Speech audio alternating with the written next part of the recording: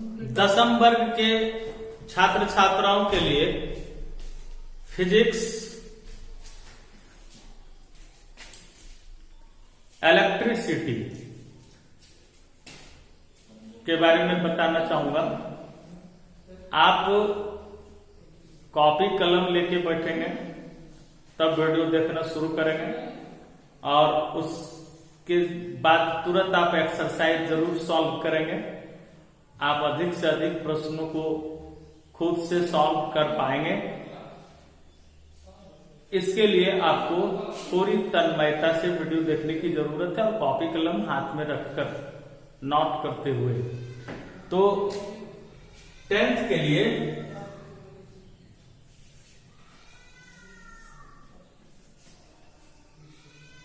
Electric current, विद्युत धारा एक चैप्टर।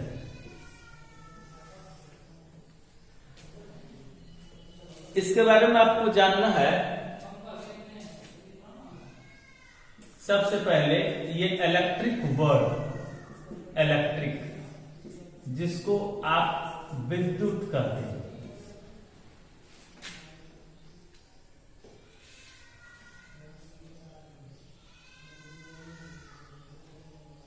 तो थॉमस ब्राउन के द्वारा इस शब्द की सबसे पहली जानकारी दी गई है।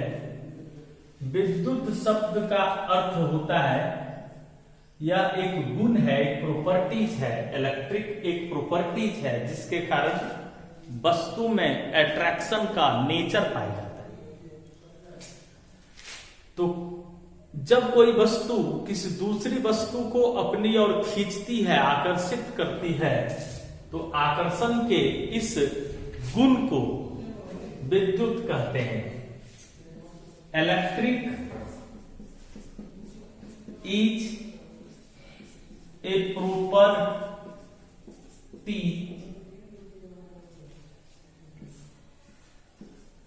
प्रेजेंट, properties of attraction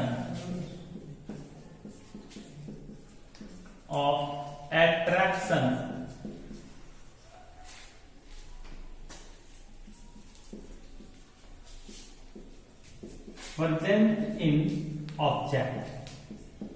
कोई भी वस्तु है उसमें प्रॉपर्टीज ऑफ अट्रैक्शन जो पाया जाता है, इसी को इलेक्ट्रिक के नाम से जाना जाता है।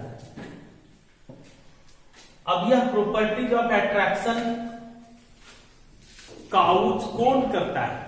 किसी भी वस्तु में जो आकर्षण के स्वभाव हैं वह उत्पन्न कौन करता है? तो उसके लिए आपको जानने की जरूरत है चार्ज, आवेश। आवेश की सबसे पहली जानकारी 600 BC में यूनान के रहने वाले थेल्स के द्वारा। आप लोग 10th में थेल्स प्रमेय पढ़े। अगला वीडियो में 10th क्लास के लिए ज्योमेट्री और थेल्स प्रमेय की जानकारी देंगे। तो अभी जो फिजिक्स से आपको जानकारी दी जा रही है, थेल्स ने ही आवेश की सबसे पहली जानकारी दी थी। यह आवेश है क्या? आवेश किसे कहते हैं? चार्ज क्या है?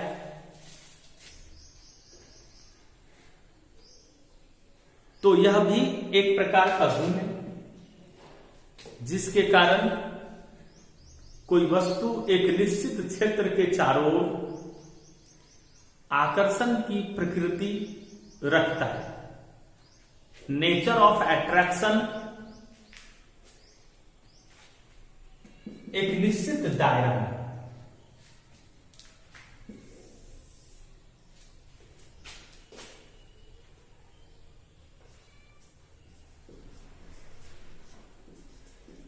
वस्तु में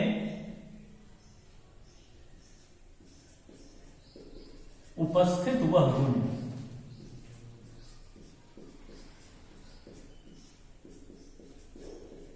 जिसके कारण एक निश्चित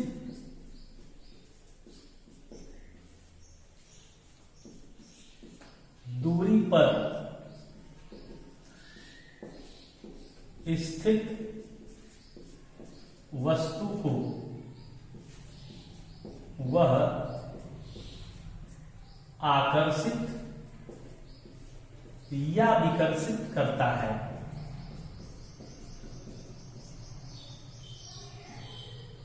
विकर्षित करता है, आवेश करता है।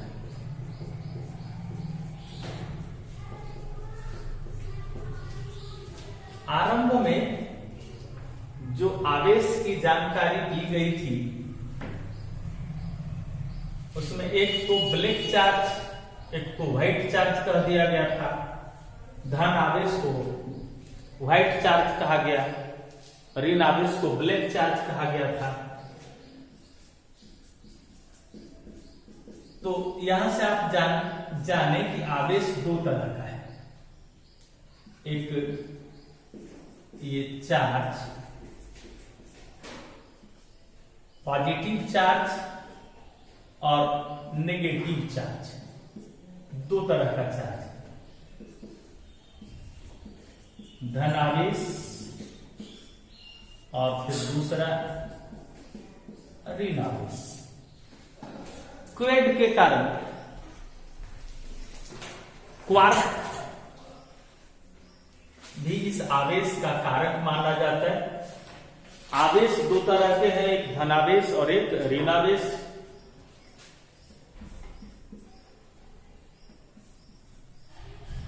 समान आवेश में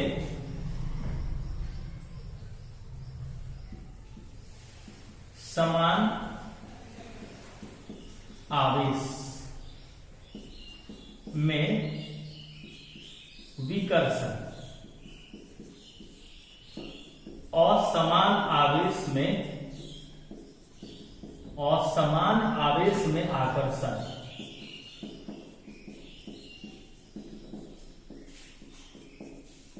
आकर्षण के गुण पाए जाते हैं। लाइक चार्ज रिपेल करेगा, एक प्लस फिर दूसरा प्लस है, एक माइनस दूसरा माइनस है, रिपेल करेगा।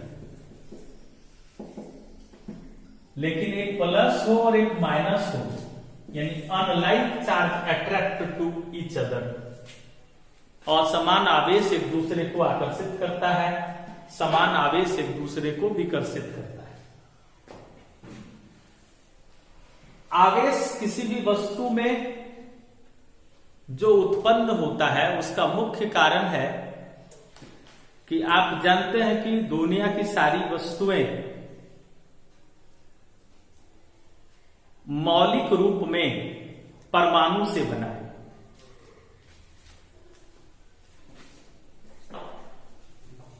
आवेश की और परिभाषा भी दी जा सकती है। पदार्थ के मूल कण। अब मूल कण के रूप में इलेक्ट्रॉन है, प्रोटॉन है, न्यूट्रॉन है। आप 9th में इसके बारे में जान चुके हैं।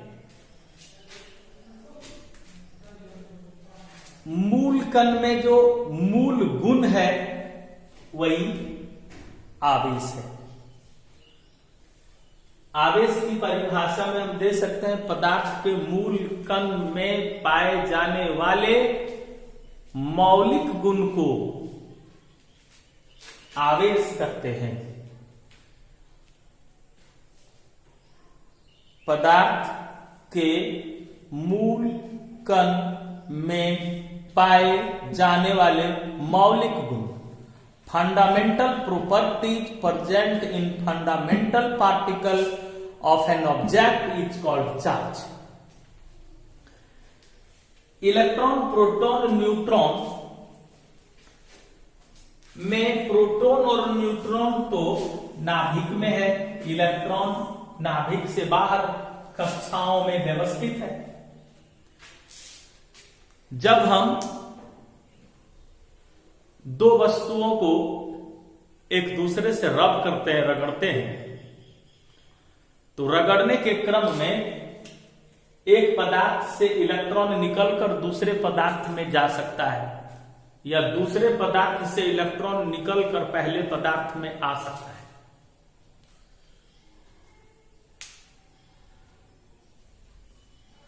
मूल रूप से यह भी जानने की जरूरत है कि यह जो वर्ड है इलेक्ट्रॉन एम्बर से बना, एम्बर को चार्ज का सबसे मूल सोर्स माना गया है। त्रिनमणि के नाम से उसको जाना जाता है। तो इलेक्ट्रॉन एक पदार्थ से निकलकर दूसरे पदार्थ में चला गया घर्षण के क्रम में। तो जिससे इलेक्ट्रॉन निकल कर गया दूसरे में, वहां प्रोटॉन की अधिकता हो गई। आप जानते हैं मैग्नीशियम है 12 परमाणु क्रमांक, इसके पास प्रोटॉन 12, इलेक्ट्रॉन 12। जब इलेक्ट्रॉन निकलने की बात होगी तो इलेक्ट्रॉन निकलेगा तो इसकी संख्या 12 से 11 होगा, 10 होगा। जितनी संख्या में इलेक्ट्रॉन बाहर निकलेंगे धीरे धीरे इलेक्ट्रॉन घटने लगेगा। लेकिन ये प्रोटॉन तो नाभिक में है, यह निकलता नहीं है। ऐसी स्थिति में जैसे ही इलेक्ट्रॉन बाहर निकलता है प्रोटॉन की संख्या अधिक हो जाती है। प्रोटॉन अपना बोर्ड लगाएगा, प्रोटॉन पॉजिटिव है, वह धन आवेशित हो जाएगा। इलेक्ट्रॉन के आने के कारण वस्तुएं ऋणावेशित होगी और इलेक्ट्रॉन के निकलने के कारण वस्तु धनावेशित होगी। तो धन आवेश कैसे हो रहा है? ये पॉजिटिव चार्ज क्या है? इलेक्ट्रॉन का उत्सर्जन, इलेक्ट्रॉन का बाहर निकलने से धन आवेशित वस्तु हो जाती है। और जब इलेक्ट्रॉन प्रवेश कर जाता है, इलेक्ट्रॉन के प्रवेश करने के कारण ऋणावेश उत्पन्न हो जाता है। कोई उदासीन वस्तु है, अब उस उदासीन वस्तु को हम ऋणावेशित करते हैं, यानी उस वस्तु में हम इलेक्ट्रॉन प्रवेश कराते हैं। तो जैसे ही इलेक्ट्रॉन उसमें प्रवेश कर गया, इलेक्ट्रॉन की संख्या बढ़ गई। इलेक्ट्रॉन की संख्या बढ़ेगी तो उसका वेट भी बढ़ेगा। इसलिए यहां जानने की जरूरत है कि कोई न्यूट्रल ऑब्जेक्ट उदासीन वस्तु है, उदासीन वस्तु को जब ऋणावेशित कर दिया जाएगा तो उसके द्रव्यमान पर क्या प्रभाव पड़ेगा? किसी उदासीन वस्तु को ऋणावेशित कर दिए जाने के बाद उसका द्रव्यमान बढ़ जाएगा, क्योंकि उदासीन वस्तु को ऋणावेशित जब हमने किया तो ऋणावेशित करने का तात्पर्य है कि उसकी झोली में हमने इलेक्ट्रॉन डाला तो भारी हो जाएगा। इलेक्ट्रॉन जब तक हम देंगे नहीं तब तक वो ऋणावेशित नहीं होगा। इलेक्ट्रॉन हमने दिया इसीलिए तो वो ऋणावेशित हुआ, तो इलेक्ट्रॉन दिया इसलिए उसका वजन बढ़ेगा। और जब हम किसी वस्तु को धनावेशित करने लग जाते हैं तो उससे इलेक्ट्रॉन बाहर निकलते हैं, तो उसके झोली से इलेक्ट्रॉन बाहर निकल गया इसलिए उसका झोली हल्का हो जाएगा। तो धनावेशित होने के कारण, ऋणावेशित होने के कारण वस्तुएं भारी होने लगेगी और धनावेशित होने के कारण वस्तुएं हल्की होने लगेगी। ऋणावेशित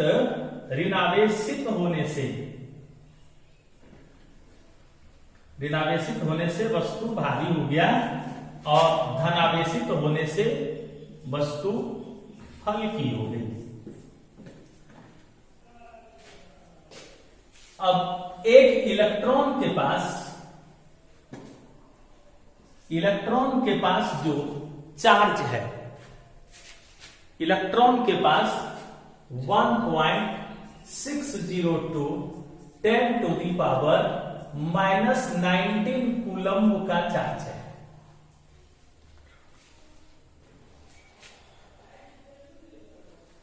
सीबीएसई आईसीएसई वाले के लिए भी यह बहुत उपयोगी होगा, इसलिए इस पर आधारित जो प्रश्न होंगे, न्यूमेरिकल होंगे, इसको बनाने की जरूरत है, इसको ठीक से आगे समझना है। तो ये जो ई है, यह एटलिस्ट चार्ज है, न्यूनतम आवेश जो एक इलेक्ट्रॉन पर पाया जाता है। तो इतना कूलम्ब का नेगेटिव चार्ज पाया जाता है, और यह नेगेटिव चार्ज जो है वो इलेक्ट्रॉन पर है। ई का मान है, यह एटलिस्ट वैल्यू हो गया। इससे कम आवेश की कल्पना नहीं की जा सकती। अब आवेश, यह न्यूनतम एटलिस्ट आवेश है, जिसको क्वांटम के नाम से भी जाना जाएगा। और इसी आवेश को हम जब 2 गुना करेंगे, 3 गुना करेंगे, 4 गुना करेंगे, यानी पूर्ण संख्या से गुना करेंगे, इस आवेश में ई का जो मान है, इसमें हम 1 से गुना कर रहे हैं, 2 से गुना कर रहे हैं, 3 से गुना कर रहे हैं, 4 से गुना कर रहे हैं। आवेश का क्वांटमीकरण हो रहा है। हम कभी भी इस आवेश के साथ, ये जो आवेश का वैल्यू है, इस आवेश के साथ हम कभी भी 1.5 ई नहीं कर सकते, यानी 1.5 गुना ई का जो मान है 1.602 10⁻⁻19, ये नहीं कर सकते।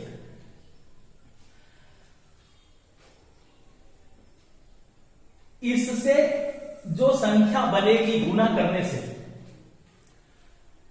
उतना आवेश किसी वस्तु में नहीं हो सकता, क्योंकि आवेश जब भी होगा तो पूर्ण गुणज होगा इसका। इसमें 2 से गुना हो सकता है, उतना आवेश रहेगा, 3 से गुना, 4 से गुना, 1000 से गुना, 1 करोड़ से गुना, 1 अरब से गुना, लेकिन 1.25 गुना, 1.5 गुना, 1.25 गुना नहीं होगा। 1.4 गुना नहीं होगा, 1.3 गुना नहीं होगा, यानी हमेशा पूर्ण संख्या में ही ये गुना। इसके साथ जब भी आवेश की बढ़ोतरी होगी, अभी जितना आवेश इसके पास है, इसमें हम थोड़ा सा भी आवेश यदि और बढ़ाएंगे, जैसे 1.602 इंटू 10⁻⁻19 कूलम्ब यदि चार्ज है, तो इसमें हम थोड़ा सा आवेश बढ़ाना चाहते हैं, तो कम से कम इतना आवेश और देना होगा। यानी इस आवेश को हम दुगुना कर सकते हैं, बढ़ा के 3 गुना कर सकते हैं, 4 गुना कर सकते हैं, 2.5 गुना नहीं कर सकते, करोड़ गुना कर सकते हैं, लेकिन हम अपूर्ण संख्या में गुना कभी नहीं कर सकते। तो ई के साथ जब भी गुना होगी पूर्ण संख्या में होगी, अपूर्ण संख्या में कभी गुना नहीं होगी। ये 1e हो सकता है, 2e, 3e, 4e होगा, लेकिन 1.5e, 1.4e, 1.3e, 1.03 ये कभी नहीं होगा। इसको कहते हैं आवेश का क्वांटमीकरण। आवेश किसी भी वस्तु में जो उत्पन्न किया जाता है, आवेश को सूचित करते हैं क्यू से, charge Q. Q is equal to N, positive charge हो या नेगेटिव चार्ज। एन का मान 1 2 3 4 5 6 होगा, अर्थात हमेशा एन का जो मान है वो पूर्णांक होगा, इंटीजर, हमेशा इंटीजर में आएगा। Q is equal to N E. E का मान आप कंप्लीटली याद पहले से किए हुए हैं 9 से। किसी भी वस्तु में अब 1 कूलम्ब आवेश का जो मात्रक है अगस्टीन डी कूलम्ब,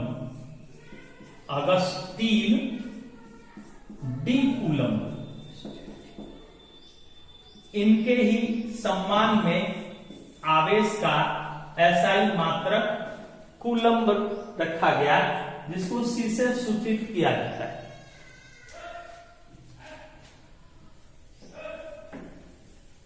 अब आवेश का मात्रक कूलम्ब है। 1 कूलम्ब आवेश में कुल कितने इलेक्ट्रॉन होंगे?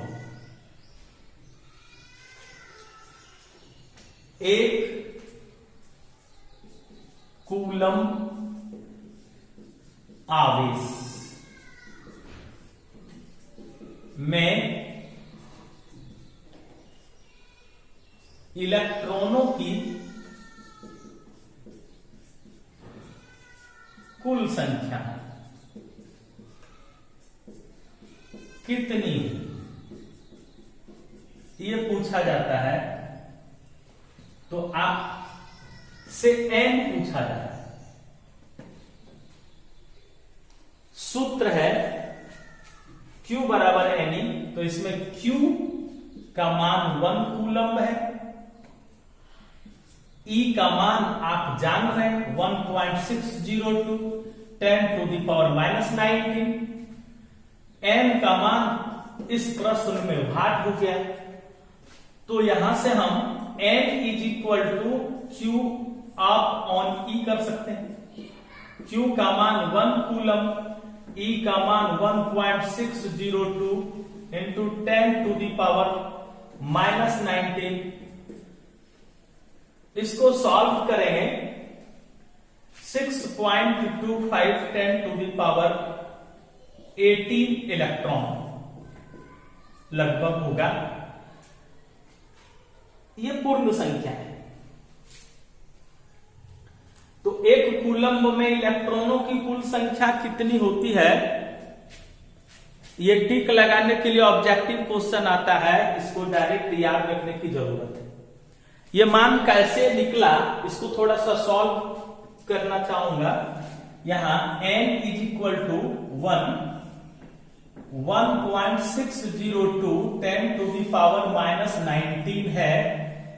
इस -19 को जब हम यहां से उठा के ऊपर करेंगे तो +19 होगा। -19 नीचे था, इसको ऊपर ले जाएंगे तो माइनस बन जाएगा प्लस। अब 10⁻19 हो गया, 1602 दशमलव के बाद 3 अंक था, 1000 हो गया इसके लिए। अब 1000 में इसको और एक जीरो दे देंगे, 1000 में 1602 से नहीं कटेगा तो 10,000 कर देंगे, एक जीरो दे दिए, तब 10 पर पावर 19 नहीं रह के 18 हो जाएगा। अब 1602, 10,000 में 1602 से भाग दिए जाने पर 10,000 में ऊपर 10,000 है, नीचे 1602 है। जब हम भाग देंगे, मोबाइल है, मोबाइल से भागा तो 10,000 में 1602 से 10,000 भागा 1602,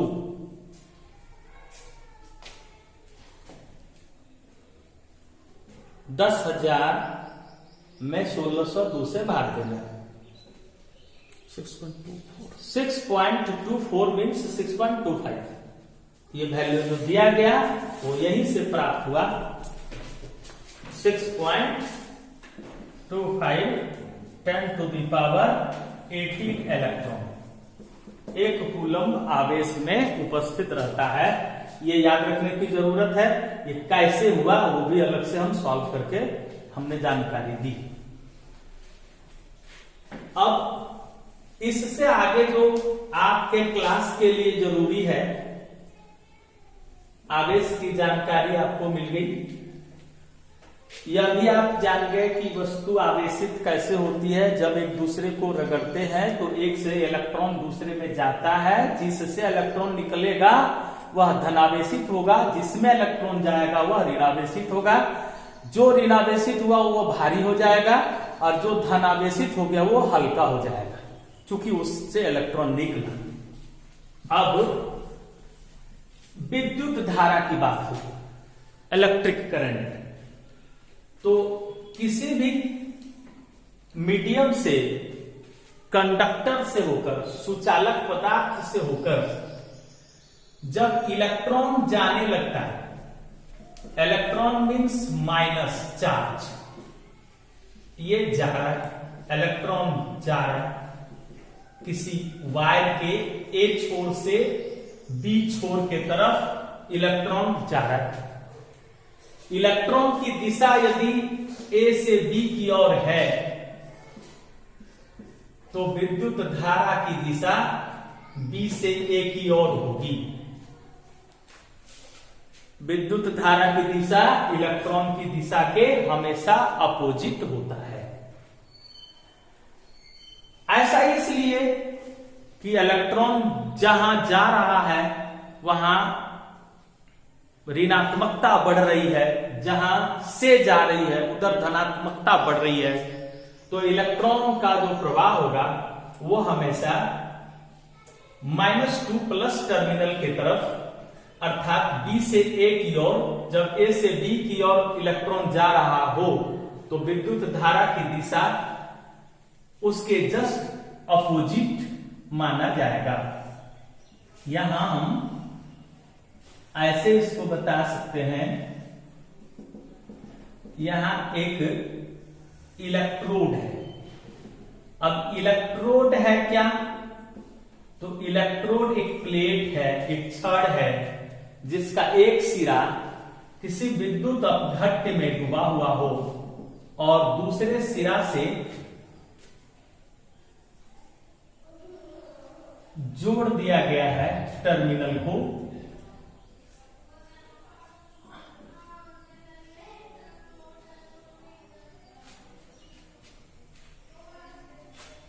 यहां से इलेक्ट्रॉन मीन्स माइनस का प्रवाह हो रहा है इस दिशा में, तो धारा का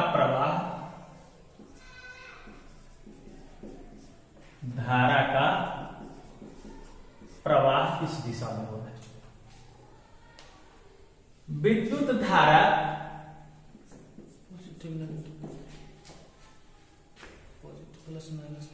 को I से सूचित किया जाता है। इलेक्ट्रोड की धन इलेक्ट्रोड, ऋण इलेक्ट्रोड, कैथोड, एनोड की चर्चा फिर की जाएगी। अभी सिर्फ विद्युत धारा को जानने की जरूरत है। विद्युत धारा को I से सूचित किया गया, इसका मात्रक एम्पियर है। Q आवेश है, Q is equal to IT। अब यहां आवेश की एक परिभाषा भी हमने आवेश के बारे में लिखा, फिर आवेश के बारे में बताया गया था कि पदार्थ के मूल कण में पाए जाने वाले मौलिक गुण को आवेश कहते हैं। फिर यहां आवेश की एक परिभाषा आएगी कि धारा एवं समय के गुणनफल को आवेश कहते हैं। विद्युत धारा एवं समय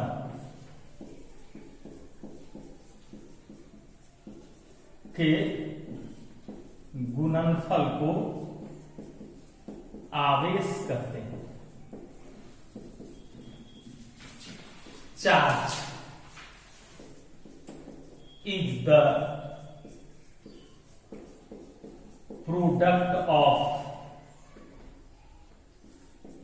इलेक्ट्रिक करंट एंड टाइम। इसके आधार पर जब Q का मात्रक कूलम्ब होगा, यहां I का मात्रक एम्पियर हुआ और T का मात्रक सेकेंड हुआ, तो एम्पियर सेकेंड को कूलम्ब कहते हैं।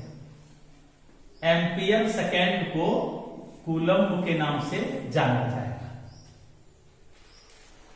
एक कूलम्ब बराबर एक एम्पियर गुना एक सेकेंड। एम्पियर में, एम्पियर जो विद्युत धारा का SI मात्रक है, I का मात्रक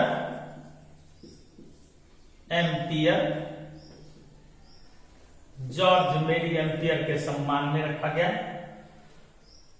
और टाइम का SI मात्रक सेकेंड है, तो एम्पियर गुना सेकेंड बराबर कूलम्ब।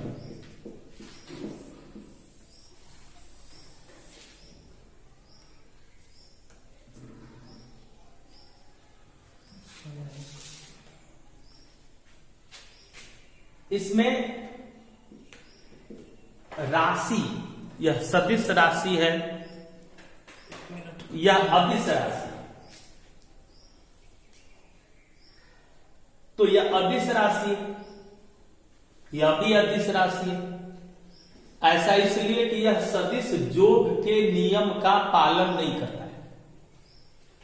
सदिश जोग के नियम का पालन नहीं करता है, इसको ऐसे समझना है कि यदि इधर से 1 एम्पियर, इधर से 2 एम्पियर, इधर से 1 एम्पियर का करंट, इधर से 2 एम्पियर का करंट आता है और इधर 4 है, तो 2 और 1 3 एम्पियर का करंट हो जाएगा। और सदिश जोग कहता है कि 1 एम्पियर, ये 2 एम्पियर, तो ये हो गया परिणामी, रिजल्टेंट। इसका value 1 square plus 2 square over root 1 plus 4 root 5 होना चाहिए, जबकि यहां आंसर 3 आ रहा है। इससे स्पष्ट होता है यह सदिश जोग के नियम का पालन नहीं करता है, इसलिए आवेश भी अदिश राशि है और एम्पियर भी अदिश राशि है। यह भी सदिश जोग के नियम का पालन नहीं करेगा, यह भी सदिश जोग के नियम का पालन नहीं करेगा, इसलिए अदिश। विद्युत धारा I अदिश राशि, अदिश है क्यों? तो सिर्फ यही बोलना है कि यह सदिश जोग के नियम का पालन नहीं करता। सदिश जोग में है कि यह भुजा, ये दूसरी भुजा लंब है, ये आधार, ये कर्ण, लंब स्क्वायर जोड़